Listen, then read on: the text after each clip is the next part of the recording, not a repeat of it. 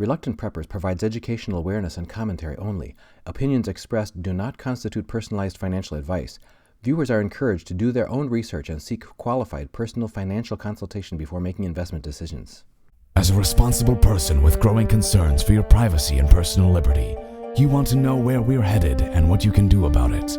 We ask the experts what you need to do to take prudent and responsible action to safeguard your family's wealth and well-being, and what basic first steps will help you to be aware and prepared. ReluctantPreppers.com. Welcome back, Reluctant Preppers. We have the privilege of a new guest tonight. Alex Coleman is the chairman and CEO of Tilt Holdings. He's involved in the large and rapidly growing cannabis sector. He's here to talk with us about some of the promises that are coming there. And Alex, thank you for joining us here on Reluctant Preppers. Great, thank you for having me.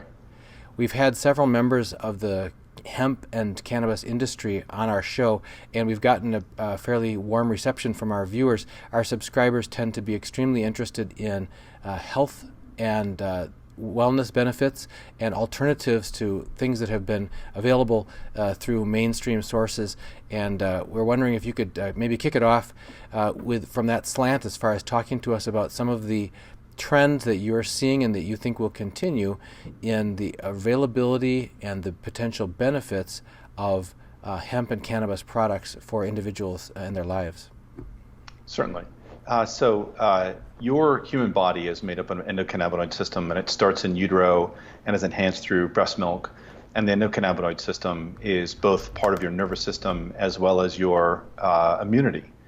And what's interesting is cannabis sativa, which is both hemp and marijuana, seems to bind with your endocannabinoid system and improve it.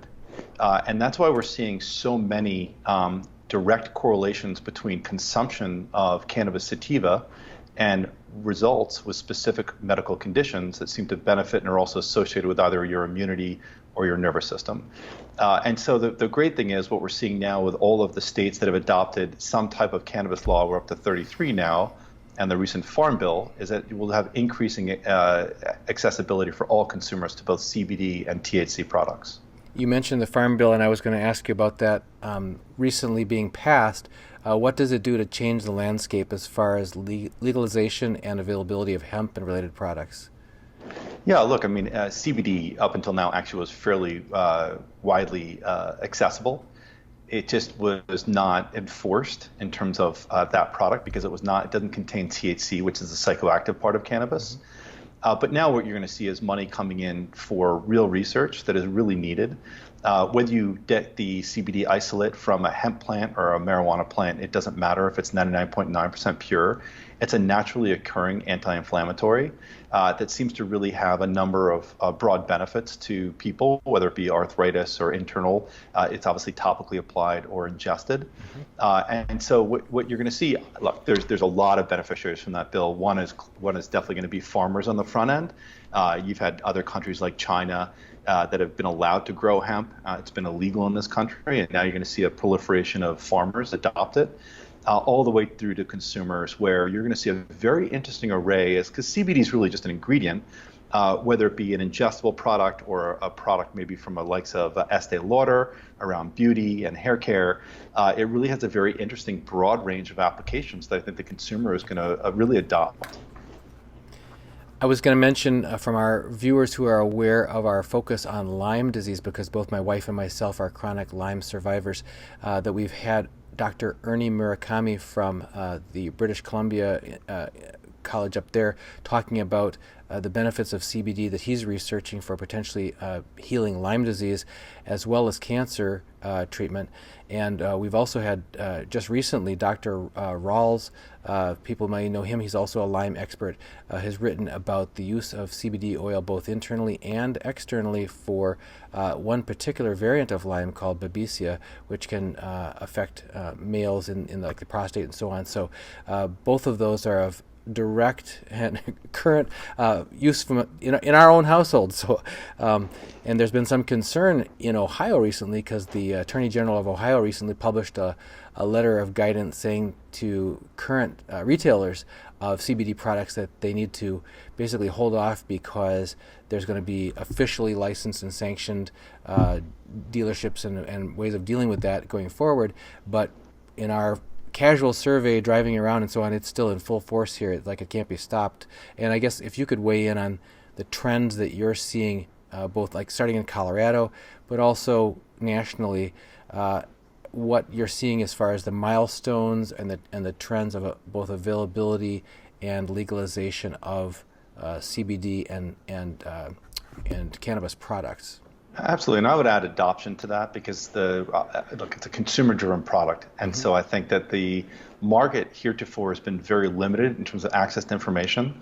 And if you ask the consumer why CBD is a product that is good for them, most would not know, but they are gravitating towards knowing that they should have some form of it. Look, if you pull the data in cannabis, because it's more specific and granular around what consumers are doing right now, the smallest categories, but the fastest growing categories tend to be the ones really focused on health and wellness and alternative products like topicals, tinctures, those types of things. You see month over month growth of 12 to 15% in markets, month to month.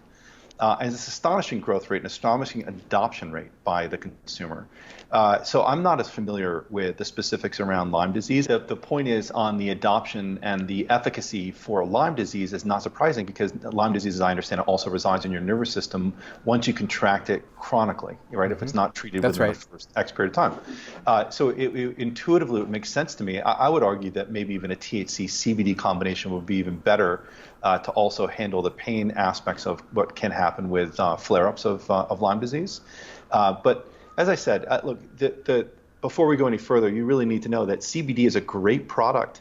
And as I said, 99.9% distillate from either the hemp or marijuana plant, it has the same effect. What I was going to is, cannabis, and not directly related to your question, what we're learning is the cannabis plant has a terpene profile that seems to be very beneficial. You have almost 1,300 different types of terpenes inside a marijuana plant. And that seems to really have a positive effect, what's called the entourage, when you add all those, and you can do it through a live resin or cold press, derivations of way to originate CBD. So what's interesting is I think broadly the consumer is going to benefit from CBD. It's going to make them feel better. It's like it's a leaf that has no downside. You can take as much as you want, and there's no organ damage associated with it. I think as people become smarter around CBD and where we might benefit as a cannabis company is to continue to evolve marijuana plants that have high CBD content, very low THC, but can still deliver what's called a terpene profile to the patients. And I think for specific medical conditions, you'll see a much better outcome. You mentioned your company in passing there, and we haven't talked about what you do. So what attracted you to Tilt in the first place, and what makes Tilt's mission and approach different? Absolutely. My background is traditional, what I would call traditional private equity. And that means going and finding great companies in growing markets with very proven management teams and trying to help them build to be better, whether you do it through acquisitions or new product introductions. The industry of marijuana, when I was introduced to it, everyone is taught that it is bad. For lack of a better word, it's just something that none of us should participate in. And then their first foray is you look at demand, and you can't really correlate the fact that 1 out of every 2 Americans has participated in some form or fashion in marijuana, which is contrary to a federally illegal substance. What's interesting is the only way it can reside as a Schedule I narcotic is during the Nixon administration. They declare that it has no medical efficacy. And you have to weigh that against the fact that cannabis oil was the most prescribed ingredient in our pharmacies through 1940. If you think about cough medicine, sleep aids, anxiety, everything through cannabis oil was solved before we had all of these synthetic drugs. And take it a step further and digress a little bit, but, obviously everyone's focused on pain and other things where these synthetic drugs, you have to know it in my industry. And this is where you align yourself with really actually getting involved in what is a very functional, very health and wellness oriented product in the sense that, for example, the prescription increase in opiates is up 500% from 1999 to 2014 with a 0% increase in pain. So 500% in 15 years of additional prescriptions with no increase in pain as evidenced by patients. So you get in the industry and you look at the demand and you look at the offset of the other things that have replaced it since it was basically outlawed for no real reason, and you're really driven to try and get to help the industry evolve, to help the consumer get back into the market safely. And what's so great about where we ended up is that we can actually invest in the research to develop high efficacy products for people across a broad spectrum. And that has been the most interesting thing and exciting thing for me personally. I want to underscore one of the things you just touched on, and that is the opioid crisis. Those who are watching can check out our related video, and that is from Dr. Jay Nielsen, MD, on getting pain relief during the opioid crisis. It's a major concern for a number of people. So back to your question about what makes Tilt different and what attracted you to the company. So I helped found the company in 2016. I had been introduced to the industry by meeting with certain management teams and being exposed to the market data. And the biggest thing about building any company is both the company fabric itself and the management team behind it. Back then, there was a limited number of managers who I felt as though would qualify for capital for my investors. And so we decided to build a company ourselves. And what it's turned into today is that Tilt is a multifaceted cannabis company to the extent that, yes, we are absolutely a multi-state operator. We're already in 7 states. We've built facilities there, and we have a vertical operation where we can go all the way from the seed to the sale. But more importantly, that doesn't really address the problem, which is how do you connect with the consumer? And the way we connect with the consumer is we also have a technology platform. And we've bought the best-in-class companies in the market and integrated them into our platform. So, for example, our CRM SaaS platform, which is a customer engagement tool for stores, 1 out of every 3 dispensaries already uses it today. We bought a distribution company that has a very high percentage of market west of the Rockies, and they are now rolling out with us across the country. And we've kept going there. We've got a consumer device company we're working with now. And the idea is that you need to, while retail is important in new markets, in existing markets like Colorado, California, Washington, and Oregon, you really want what's called a route to market, and that is what our company does. We've hired geneticists. They have researched the plant. We're using CRISPR technology to edit those genes to deliver better products for consumers. We can get them on our trucks and get them on our customer shelves. And that's the ecosystem that Tilt has built. And you mentioned a multi-state presence. Can you talk to us about, is your stock trading in the U.S. or what exchanges does it trade on? Well, you cannot get a U.S. listing if you, quote, touch the plant in the United States. And since we do touch the plant, we're restricted to the Canadian Securities Exchange. Even the Toronto Securities Exchange, where most of the public Canadian companies reside, forbids those companies from touching the plant in the United States. So almost by regression analysis, you end up on the CSE. So we do trade on the CSE. We just started trading a few weeks ago.